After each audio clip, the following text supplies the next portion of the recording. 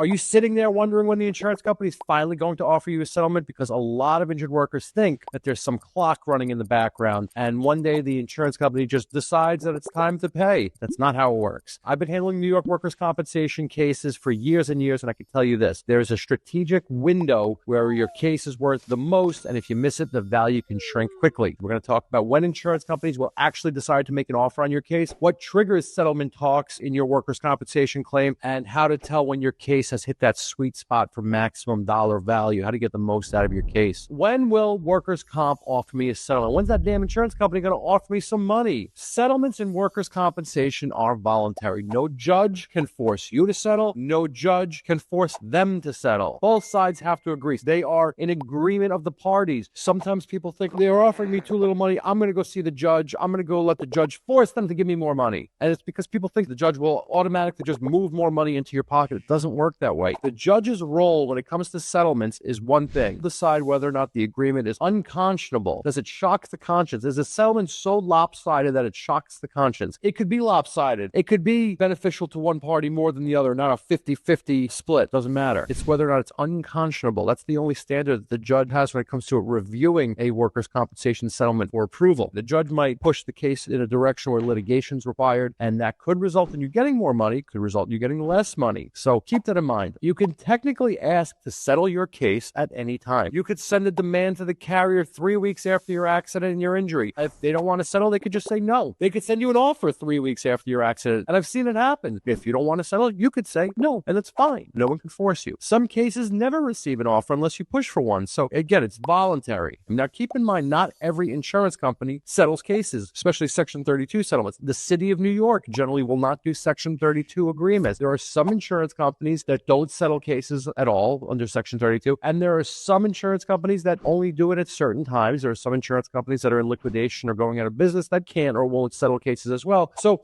just because we're having this discussion here doesn't mean your insurance company is going to settle your case or will do it at some point in time. Not every insurance company does. One thing to keep in mind, insurance companies don't offer money because you need it. They don't offer money because they feel bad about you and your accident and your injury. They offer money because it benefits them to settle the case. They calculate the risk, the exposure, and the cost. They have a big team of nerdy people who are way better at math than any one of us could ever be that figure out the dollars and cents of every aspect of your case and what it's going to cost their company. It comes down to whether it's cheaper to settle now or to fight your case out longer. They're going to take the route that's most beneficial to them, not you. Not only do you have the nerds with calculators who are figuring out the dollars and cents behind your case, but you have the attorneys who are figuring out their strategy. And it all comes together, and that's why these insurance companies have a lot of people working for them, and they do everything they can to save their insurance company money. And they might drag things out longer so that a smaller number feels bigger to you because you've gone through a lot. They know how your injuries can worsen over time and how exposure can increase. So sometimes dragging out a case might be beneficial to them, and it's something they might use as a tactic or a strategy. They might hold back an offer to hope you get desperate and take what they throw at you as a lowball offer, especially in disputed, controverted cases. They might know that you recognize that this case is going to be dragged out for a long, long time and it's going to go through a lot of litigation, appeals, who knows, and they might throw you a lowball offer to say, hey, you could skip all that, take this money and head for the hills and be done with this. So that does happen on occasion. They're hoping you take quick and easy money to close the file, which saves them future medical, disability expenses and exposure to future costs. The biggest misconception that injured workers have is they think nothing happens until the insurance company makes the first offer. Believing the carrier controls the timeline is a misconception. They don't. They might make an initial offer, and they often do make an initial offer. They might also reach out and just say, hey, can you please find out if your client's interested in settling the case, because they want you to make the initial demand. You do not have to wait for them. You can send your demand to settle in at any time. To decide who makes the first demand oftentimes sets that anchor for negotiations, and a well-timed demand can change the direction of your case. Just because you can settle at any time doesn't also mean you should. You got to be smart about it. Workers' compensation benefits are finite. As weeks pass and as payments are made and more money comes off their books and goes into your pocket, what's left on the table, the remaining pie that they're taking from, can shrink. So your settlement can go down over time. A lot of people think as time goes on, the settlement's going to go up. And there are factors that could cause that to happen, but there are also factors that could bring your case down in value. So it could go either way. And you really need to keep that in mind. Timing affects the value of your case. Striking while the iron's hot, settling at the right time. The real question is not when will they make an offer. The real question is,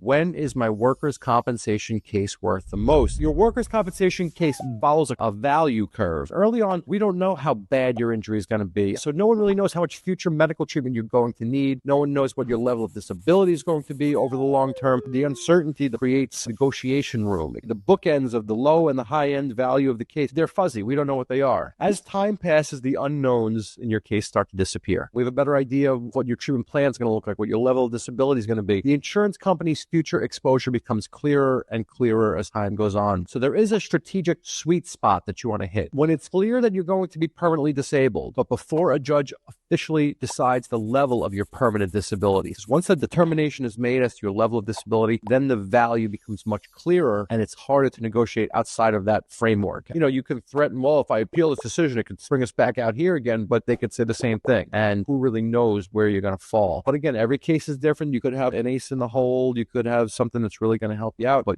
that's what you got to talk to your lawyer about. Settling before the judge makes that permanency decision can increase your leverage. Once permanency is decided by a judge, the number of weeks that you're entitled to becomes fixed. The amount of money that you're going to get for those weeks becomes fixed. The math becomes predictable is really what it comes down to. And the negotiation room shrinks dramatically once a decision is made by the judge. Your lawyer can argue for higher disability exposures to the insurance company. They could make that argument to the insurance company, make a good pitch as to why the case is worth an 85% permanent partial disability. And until the judge finds it to be less than that, you have that room and that uncertainty is there. Future medical costs is still uncertain before formal findings are made. And the insurance company does not know exactly what they're going to owe yet. So they can assess it the best they can, and they're going to do that in their favor, and you and your lawyer are going to do the same, but it gives you room to work, room to operate. Settling too early can also be a mistake because your condition might still be too unclear to have an idea of what your permanent disability is going to look like. If you have a surgery pending or big treatment or expensive testing that's coming down the road, you might not want to settle so quick. The goal is not to rush, but it's to be mindful of the time. The goal is to settle when the value is at its peak, when the risk to the insurance company is high, and before the window closes and the judge makes a decision or the money runs out and there's nothing left on the table. And that does happen. On scheduled loss abuse cases, you can have a huge schedule. You can have a 50% of an arm. But if you've been out of work for a long time getting compensation benefits, you're eating into that schedule because you waited too long. So you got to be very careful. There is a window there. The timing usually centers around maximum medical improvement, around the point where treatment is stabilized and you don't need any more big expensive care. You want to do it before permanency is locked in. So you want to reach that plateau of treatment. It's in that little buffer of time before the judge rules what your permanent disability is. This is the point where the strategy matters most and really when you want to strike. What actually triggers a settlement offer in workers' comp? Maximum medical improvement is probably the biggest trigger. Once your doctor says you've reached maximum medical improvement, MMI, the case becomes measurable. And the insurance company can often start calculating what their permanent disability exposure is going to be on your case. So you've reached that level of maximum medical improvement. Your doctor has now provided his opinion, depending on your injury, but a formal decision has not been made yet. And maybe an IME has been done, maybe an IME hasn't been done. Maybe only an IME has been done and your doctor hasn't commented yet. But now we're starting to get some framework here and some understanding of what your long-term status of your case is looking like. And that's when the door really opens to serious settlement talk. And that's a major trigger, the beginning of negotiations of a workers' compensation settlement. 15.3W,